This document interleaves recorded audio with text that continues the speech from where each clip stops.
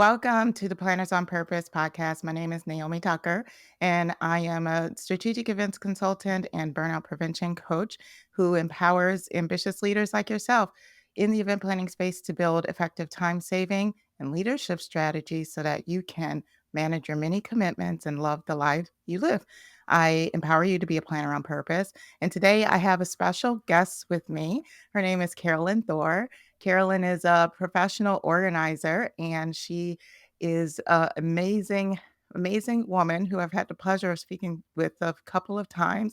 And it all started when she was a teacher in the UK, and I'll make sure that she goes over her introduction. I'm so excited to have her here with us, but she does so well with managing her home and then also just managing her life and helping others do that as well through many of her courses and her membership. So I am excited for you to get to know her and excited for her to impart wisdom on how we can be organized and how we can really decrease that mental clutter and some of that physical clutter around our lives. So, Carolyn, welcome to the Planners on Purpose podcast. I'm excited to have you here.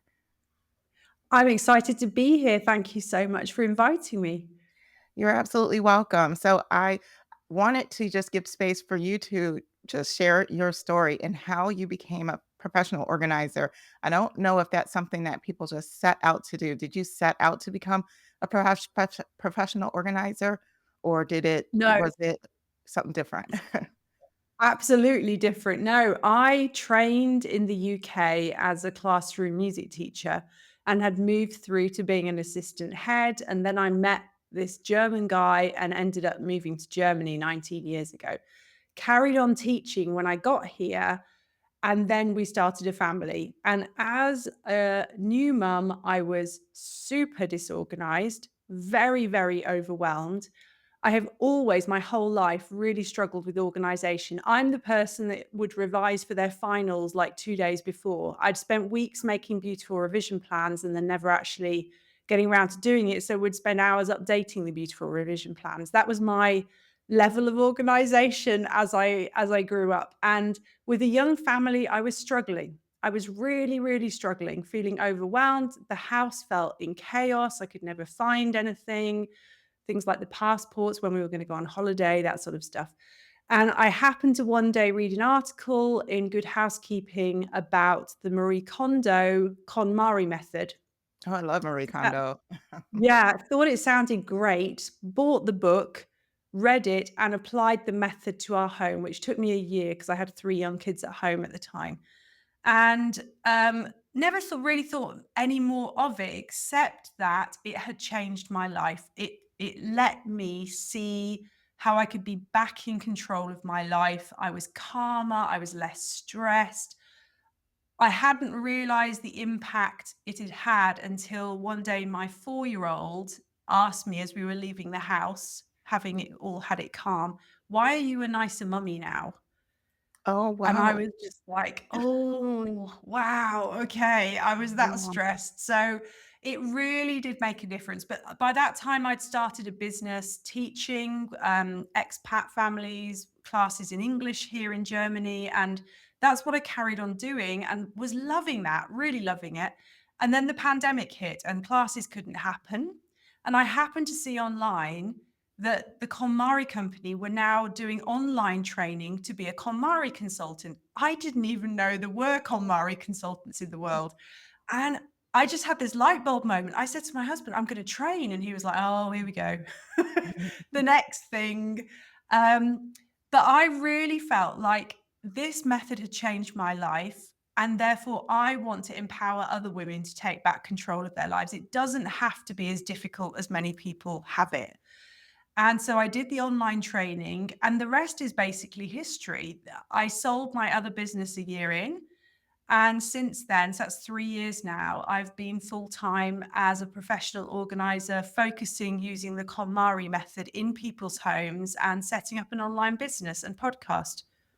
Wow, I think that's amazing, just your journey and to get there, and it really also highlights how much of a struggle it can be for young mothers or even not even young mothers. I think just parenting can be tough Mm. and making sure that we're keeping our homes, in a way that can work best for everyone. And the fact that you just saw something that led you to where you are today as being a certified KonMari consultant, I think that's amazing. Yeah. And it took a year, huh, to just go through. Did you take it step by step, closet by closet?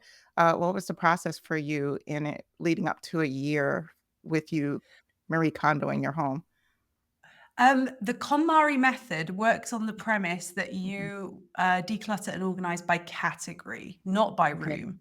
Okay. And you start with clothes. So I first of all had did my clothes, and I remember the day vividly. I had sat my two little girls on the head end of my bed, and I got every item of clothing that belonged to me in the house and made this mountain on our bed, and just hoped that by the evening I got through them all, so my husband and I had somewhere to sleep. And then I moved on to books and then Mhm. papers. And papers took me a long time because my papers were in total and utter chaos. I mean, I Mhm. didn't know where anything was or nothing was filed. I was one of those people that had everything in boxes everywhere. Mhm. Um, and then from there, you move on to kimono, which is all the other categories in the house, like kitchen, bathroom. If you've got a garage, craft materials, and we had a lot of stuff. When you have kids, you accumulate all these categories of things. And I Yeah. was really careful about taking my time, going through each category methodically, and Mhm. really thinking about, okay, do we need this? Does this item serve our current lifestyle? And if Mhm. it didn't, I either sold it or donated it. I tried really hard not to put anything in the trash. And that's why it sort of took a year. And also because I had these three young kids at home who were out for a few hours in the morning in kindergarten, and it didn't allow me much time. Plus, I had my other business that I was trying to do. So I was literally doing the odd 10 minutes here and there. Occasionally at the weekend, if my husband was at home, I'd get like half an hour to an hour. And I just really just embraced it and lent into it and didn't let the process stress me out, didn't allow myself to feel under pressure. It has to be done this week, because then I Mhm. think I would have gone crazy. And by doing it slowly, I actually created organization within our home that was really maintainable because I thought about it and what do we need and where do this category of item need to go. And the joy of that has been that everyone in our home knows where everything is kept. Everyone knows where everything for wrapping a present is. The kids know where school supplies are. Everyone knows where in the kitchen everything is and where it goes back to, which means no one's coming and asking me anymore. Like, where's this? Can you find me that? No, And that can be a that is stress relief in itself. yeah, absolutely. Absolutely. So I think that's why I'm glad it took me as long as it did. And I'm always saying to my clients and the people in my membership, just don't be in a rush because we're all striving for these perfect Instagram ready homes. And the reality is that no one actually lives in a home like that. They're staged.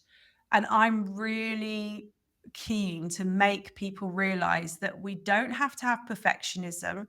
The KonMari method starts before you even start decluttering and organizing with you visualizing your ideal lifestyle. And I think, especially as working people, it is so important to visualize your ideal lifestyle. How do you want work to run for you, your home life to run? How do you want to have time for hobbies? What is important to you? And then you go about creating a home that supports that ideal lifestyle, not having a storage unit that you live in, which is what most of us have created around us. Mhm. Instead, I now have a home that supports our ideal lifestyle. And I actually posted about this in my stories on Instagram today that there's a couple of massive, massive plants in our winter garden, and I do not like them at all. And if it was my choice, we wouldn't have them. But my husband loves them. Mm. And therefore, it's taking into account what does everyone else in the family love so that the home reflects a space for everyone that they Mhm. feel joy in. And that's been really fun, especially as my kids have got older, making sure that, it's their home as well and not just ours.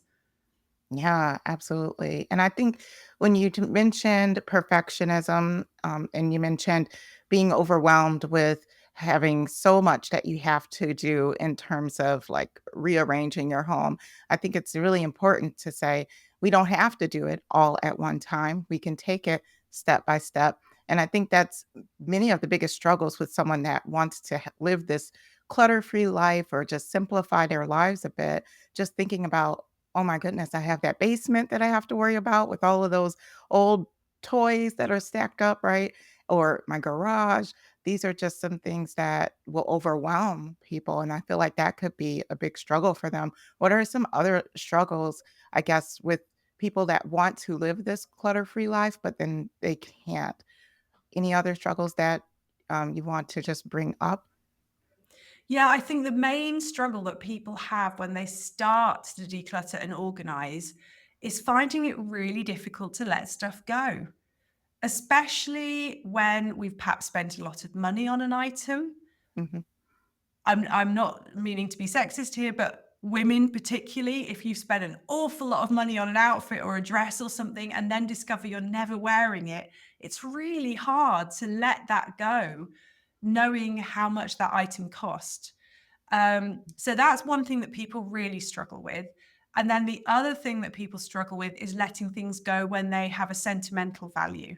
You know, mm, things that you perhaps have been given by people, or even down to the t-shirt you used to wear when you were at university or at college, that you're never going to wear again. And it's taking up space in your closet, but it's really hard to part with it because of the emotional attachment.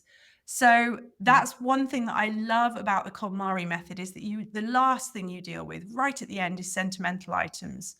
And I always advise that people get like a moving box if they're going to start the process. And as you go through and find things that you're like, oh, I can't part with this. My granny gave it to me when I was 3 years old.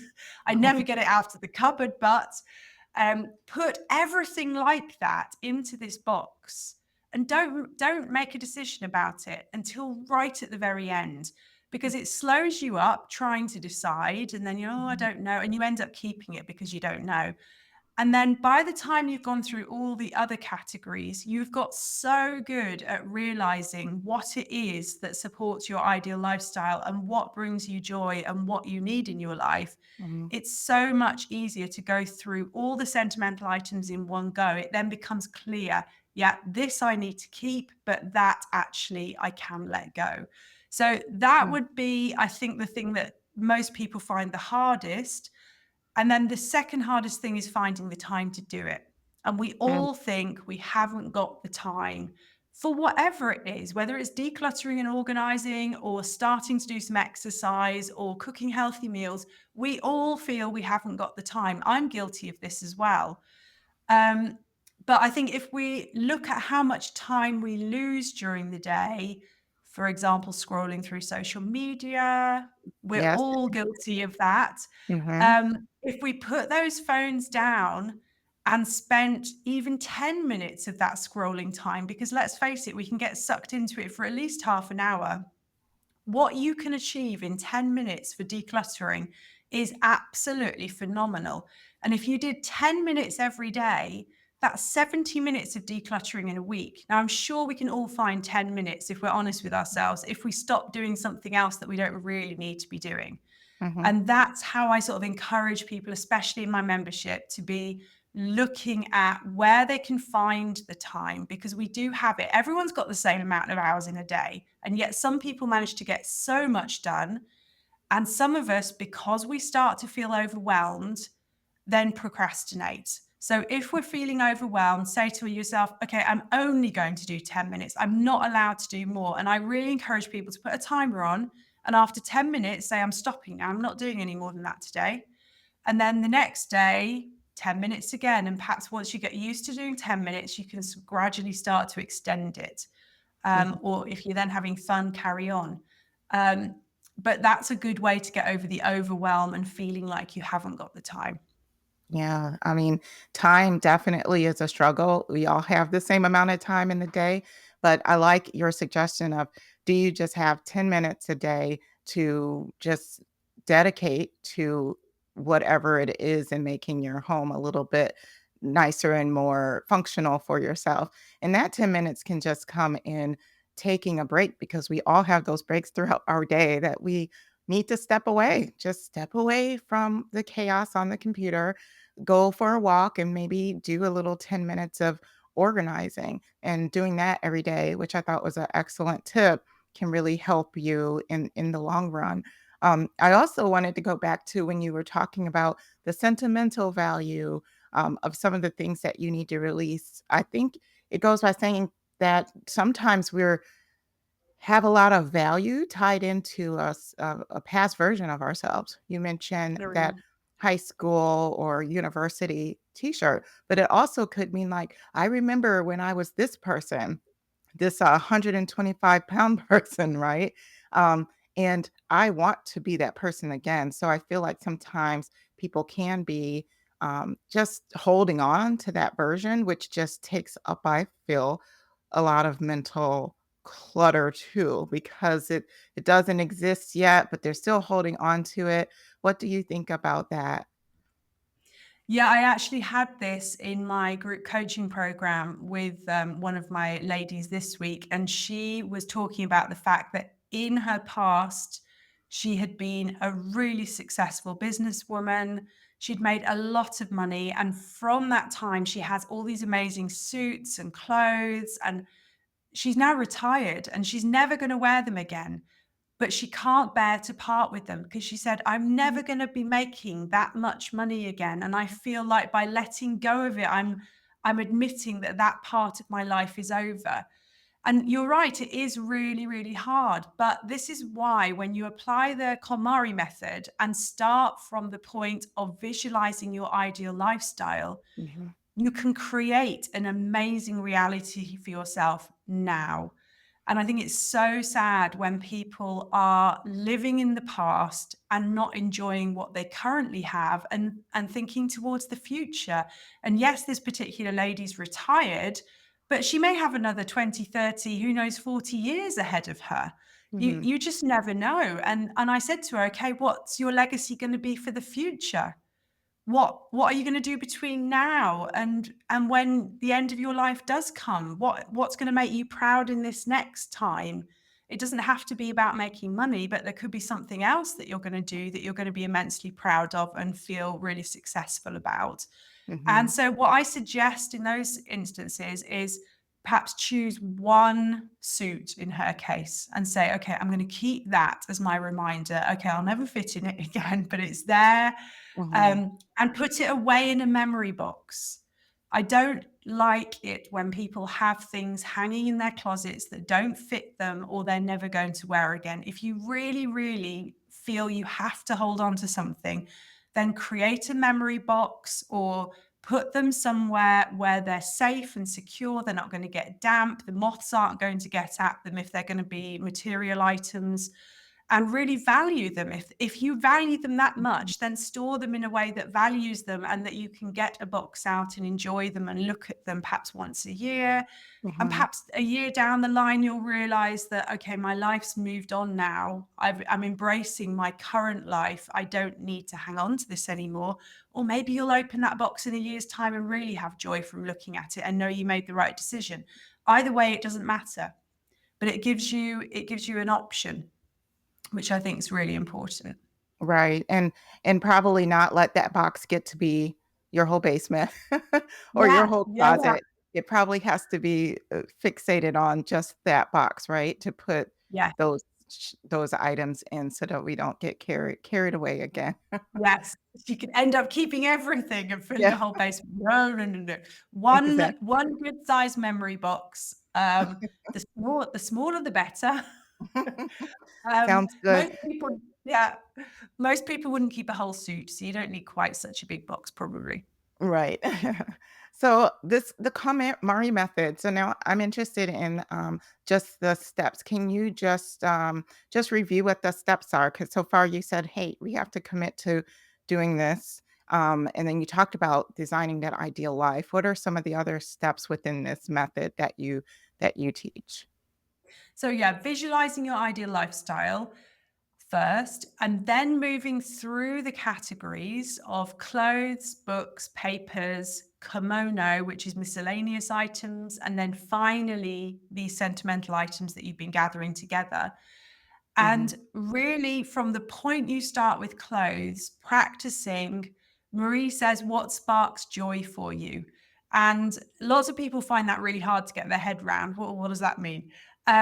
It's an item that you enjoy, or Mhm. it makes you feel great, or it's so functional, like a knife in the kitchen. For like people will say, well, how can a sharp knife spark joy? Well, yes, it does. If when you're chopping the carrots, it's Mhm. easy and you're enjoying doing it because it chops through really easily. And we Mhm. all have a drawer full of knives, and if everyone's like me, which everyone I speak to is, you all take one knife. You have your knife that you like for chopping, and maybe other people in your home like a different knife to you. So Mhm. those knives spark joy for them. And then you can get rid of the rest because no one's ever using them. They're just lying there, surplus to requirement. So things like that. Paper, how does it? I mean, most of us don't get a bank statement on paper anymore, but things like a bank statement or an Mhm. insurance certificate, how on earth is that going to spark joy for you? Well, it gives you that security. You know how much money you've got, or you know you're insured. You've got proof that you're insured should something happen. And not only that, because you've decluttered and organized, you know exactly where that piece of paper is should you need it. Very true. And having that peace of mind, like when I couldn't find the passports, I thought I was going to go crazy. Luckily, started looking a week before we went on holiday, and it took me a week to find them.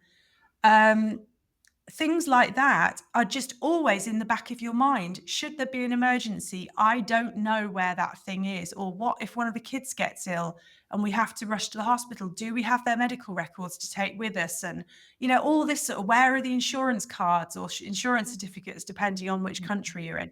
So it's all this stuff plays in the back of our minds, especially with paperwork when we don't know. And that's also true for our businesses as well.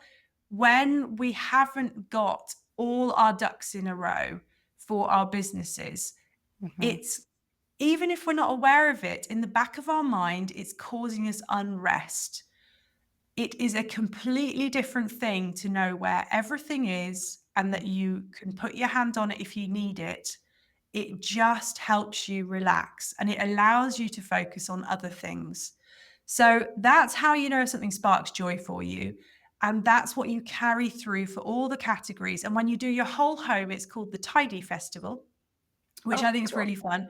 And Yes. then you sort of celebrate finishing your Tidy Festival at the end of it because you've gone through all the categories in the home. And I think it's really important that people don't think, because this is being perpetuated in social media at the moment, really a lot. You declutter and organize and you're done. That's it for life. It annoys me that you see, especially on certain Netflix programs, people come waltzing into a home, organize it all. They haven't actually decluttered, leave again. It all looks beautiful. They're like, how do you maintain it? Do Mhm. you actually know where everything is? You didn't get rid of anything, so you've still got too much stuff. And having too much stuff makes it really hard to keep on top of everything. Um, and it life gets in the way. We buy new things, the kids grow up and grow out of clothes or out of toys. You have to keep on top of it. But once you have less stuffs to start with, then saying perhaps every 3 months, I'll go through the kids' clothes if you've got little ones and see what they've grown out of, and those can move on. Or the toys they're not using, or with teenagers, okay, they're not playing with their Lego anymore, they've moved on to just screens. That Mhm. can all get sold and these kids can make a lot of money from that, and that's great. Get them involved in it. Mhm. That's sort of really important that you understand that it's an ongoing process. It's not a once done, you're sorted, because life happens and we're always buying things. Yeah, very, very true. And I like the fact that you talked about what sparks joy. And I think that's also a good indicator on when any clutter has gone too far because there's some type of dissonance. I'm not feeling comfortable. I'm not able to find certain things. Um, is that when you would think is a good time to pay attention to it, especially when it pertains to our workspaces and how we keep our workspaces, especially if we're working remotely. And let's say we have a workspace that's in our home. What are some, I guess, tips on making sure that we're staying on top of that workspace clutter? Yeah, you're exactly right. That is such a good point. When we are starting to feel overwhelmed, like daily, then it's time to reassess. And decluttering and organizing is not just about physical things, it's about looking at your calendar. What can I declutter from there? What commitments am I making? Or what am I saying yes to that actually is too much? Mhm, Like you sometimes get invited to friends' houses and you really want to say no because you know it's going to be one appointment too much that week. But we say yes because we feel bad. And one thing that I've really learned and has changed a lot about me since I applied the KonMari method is I don't have a problem saying no now, where I used to. I really did. Because I will get to the point where I think, okay, if I say yes to any more next week or the week after, I'm going to start to feel overwhelmed. That's not good for me. It's not good for my family. It's not good for my business. mhm, And so I'm just going to say no to it. I don't have to do all the things. I get to choose what sparks joy for me in my life. So if you're starting to feel the overwhelm, then look at everything. Look at your physical space, look at your desk, look at your paperwork for your business. Is it where it should be? Can you put your hand on things? If you can't, have a think if that might be why you're starting to feel a little bit out of control. And mhm, then if it's not that, look at your digital workspace because in this day and age, our digital clutter is huge as well. Our desktops are full of icons. We haven't got stuff in folders, so we still can't find things, even though we're digitally storing things. And very often, people who have paper clutter or disorganized paper systems very often have a disorganized digital setup as well. So mhm, it might be worth spending some time looking at that and then move on to look at your calendar. And mhm, and then I look at it with the whole family as well. We sit down now on a Sunday and my kids are all, 16, 15 and 11 and we'll mhm, be like, okay, what have we got coming up this week? And they'll tell me what they think they're going to do and where they think I'm taking them. And then I can say, no, you'll need to get yourself to that one because that's too much for me on that day. I'm already doing this, that, and the other. mhm. And they're great about it. They know, or they know they've got to ask me far enough in advance if they need support getting somewhere. And that it's something that we need to work on together as a family. It's not just my job to organize everybody. And I think a lot of women have become the CEO of the household as Mhm, well as of their business. mhm, And we're trying to juggle all the stuff. We know when the birthdays are. Yes, we need to get presents. When Christmas comes, we're going to be getting everything for everyone and organizing all the festivities and all the stuff and yeah, getting the kids to soccer and, all the things. And then we're going to run a business on top of it. right. So something needs to give. Something has Yeah, got to give. And we are really bad at holding onto all the strings and not wanting to let up control because nobody does it as well as we do. And that's true to some extent. it's true, but But it has or its if we, limitations, right? it does have its limitations. And if we Right. never give anyone else the chance to try and take over that thing, then we'll Mhm, never know. And we had a really interesting thing in my family back in January. My husband had actually lost his job. mhm, And in January, we said, okay, I am going to, that I would just focus on my business. I was going to stop doing any of the housework, the cooking, all the stuff that I was doing on top of my business. And he was going to take over all of it. And for the first week, I was thinking this is going to be great. And I was sitting in my little office in the cellar. And then I was thinking, I need to go and tell him to start lunch. And I need to tell him to go and buy that. And I need to tell him that so and so's got an appointment. And suddenly on the Wednesday, I just lost the plot because I was thinking, I still haven't switched off here. I'm still thinking about everything and then telling him what to do. So I went upstairs. I was like, okay, you need to start thinking about this. I'm just not even going to tell you anymore. He said, you've had lots of practice. I said, yes, but I didn't know at the start either. I've had to work it out. And from that day on, he was amazing. He Mm. just, yeah, amazing. I didn't lift, the house has never been so clean. It was phenomenal. And And did you everything truly ran like separate clockwork. it though? Like, did you truly let it go in your mind that Yes. now has that? Okay. I did manage to. Yeah, Okay. I did. Because I thought if I don't, there's going to be a part of me that's going to want to keep reminding him. And that's going to be really frustrating for him as well. Mhm. So I did. I completely separated it out. I started booking clients out every day. So I was leaving the house and coming back. And it was absolutely amazing. Yeah, it worked really well. I had a bit of a shock when he got a job again. And yeah, I had to go back to doing all the stuff. No, I think that's great because sometimes we can't separate it and we always have that. I wouldn't call it a burden, but just that responsibility that you feel like you need to be the person that's ultimately in control of it. But true freedom mentally comes from completely handing it off, whether, that be like you were mentioning when it came to your household, but then also in our businesses and when we're working with teams, if you have to truly delegate it, right, off to someone, you really have to say what you need to say and then really disconnect and let that person take complete, the reins of it. Yeah. And I think also from what I hear, I don't have a team, but from what I hear from people that do, when you let those people take the reins and you don't keep checking up on them, it allows them to relax into it and show their creativity. And they're going Mhm. to start showing you things that wouldn't even think of Yes. because they're doing it in a different way to you, and it's okay to be think for things to be done a different way. My husband didn't clean in the way that I would in the house, and he didn't put the clothes away in the way that I would, but they were being done, and that's Mhm. better than me having to do it.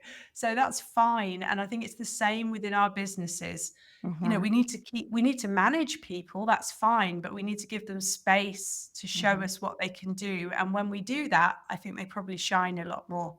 Yeah, and just to add on top of a good system, right? Because at that point, you had already done the KonMari method on your home, right?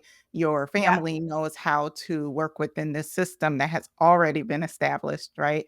So I think yeah, that too, when it comes to teams, it's like have the good system, and then that makes it so much easier to delegate because they have like this skeleton of a system that they're working within as well. yeah, definitely, and having those systems written down is really important, Mhm. so that when you do need to delegate, someone can take over and follow through. And then if they've got a question, they can ask you. And Mhm. Mhm. from our family point of view, we have a written down meal plan that's up in the kitchen. We've had it for years. It gets Mhm. rewritten every Sunday. Everyone knows that that's where they can look if they need to start the cooking. It's there, it's written down. Everyone knows what they need to do. Or I have a cleaning schedule, which is actually in my head. But my husband had picked up on what I did each day, sort of subconsciously. So he was like, well, that's working, isn't it? So I'll just carry that on. And you're Right. right, it's exactly the same in businesses. It's Yeah. exactly the same. So systems are important, Mhm. organization is important, Mhm. especially when you're naturally disorganized. And I still struggle with it. If I didn't have these systems and this organization, it would all collapse totally. And if you are someone who has ADHD, for example, you Mhm. are really going to struggle. I highly suspect I have. I've never been tested, but I have two children with ADHD. So it's very like they've got it from someone, and it's not my husband. Mhm. Um, so it's even more important that you have these systems in place to support you. And it just makes life so much calmer and easier, which is great. Yeah, yeah. Well, let's talk quick about just burnout because I know that what we've been talking about to date just means like getting these systems in place. And then on top of that, making sure that we know that everybody knows what the system is so that they can operate within that's really important and it helps reduce that mental clutter that we're working with. Do you feel as though that mental clutter can have a direct correlation to burnout? If so, how? Yeah, definitely. I think the more overwhelmed we feel, and we just don't see a way out of it. We don't see how we're going to rectify it. And then the next thing comes along on top of it. And it just ends up with this pressure stacking on top of you. That is a perfect recipe for burnout. And it could be that by decluttering and organizing systems within your business, that you are going to create some space within your business. And having some space means that you are going to be less likely to get burnt out, because by creating some space, and that might be physical space or time space, calendar space, it means that if the thing comes along that you weren't expecting, it's not going to feel as overwhelming because you have got a capacity to deal with that, or your mind has got capacity to deal with that. If you know where all your paperwork is, that your digital files are in order, and you're not wasting time looking through stuff when you get an email before you can answer, that saves you time every day. It just means that you are going to feel less overwhelmed. And I think we're really bad as business owners for not taking some time out of our day. We don't build it into our calendar. Going for a walk, for example. My husband does Mhm. this at his business. He goes out every lunchtime without fail for a 20-minute walk. Yeah, that's And good. and it's really good. And I have that imposed on me at home because I work from home, because we have a dog. So she has to go out 3 times a day. And I am so grateful for that, because I do some of my best thinking when Mhm. I'm out walking, and I'm sort of thinking, okay, like this morning, I was thinking, I'm going to be recording planners on purpose. When I get home, I'm going to put that in my stories on Instagram today. And Mhm. that's a good idea. And I was thinking about all this, or I put my earbuds in and I listen to a podcast on marketing, or um, self care, or mental health, or whatever it is, so that I don't feel like I'm wasting time. Because I think very often we're terrible as business owners. We like every moment's precious. Yeah. We're going to be wasting time. Well, you could be outside in the fresh air, or you Mhm. could be sitting having your a break and lunch, and you could just be listening to something, so that Mhm. you're learning something while you're relaxing.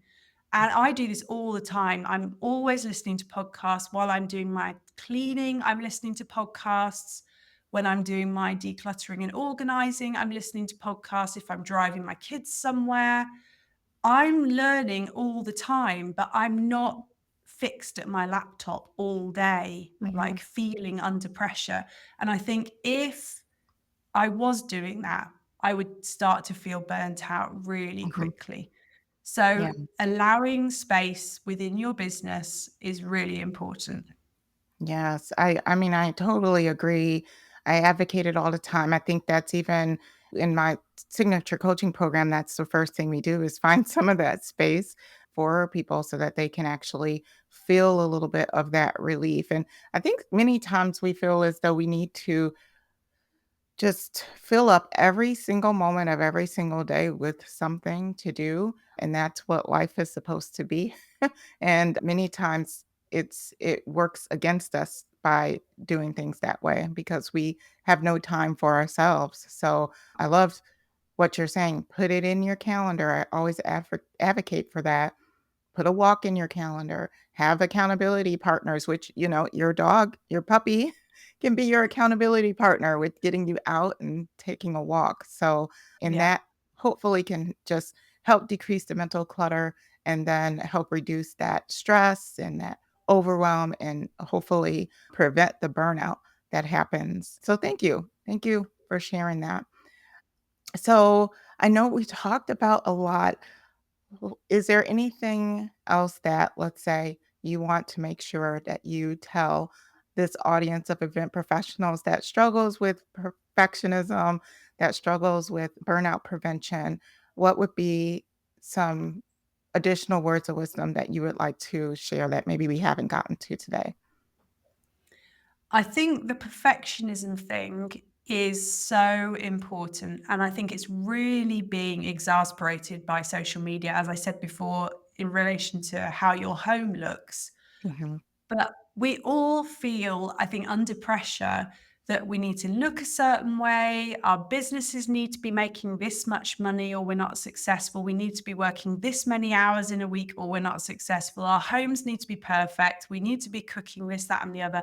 Let it go, because the reality is nobody, nobody out there is doing it perfectly. And if they are, they've probably got a team of people, someone that cooks for them, someone that's exercising for them, probably.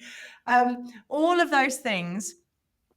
Really think about what's important to you and invest your time there, and then just take a break from the other stuff. You don't need to be doing all of the things.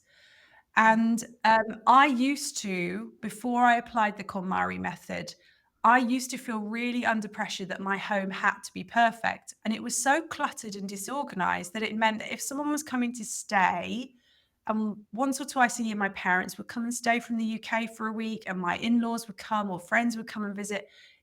I would spend a week like an absolute fanatic tidying, which meant opening cupboards and throwing things in and closing the door and hoping no one looked, and then cleaning. And it would literally take me a week to prepare. Or if mm, someone came to the door and rang the doorbell spontaneously, I'd be sort of standing across the threshold, like blocking the way because I didn't want them coming in and seeing the state of my living room.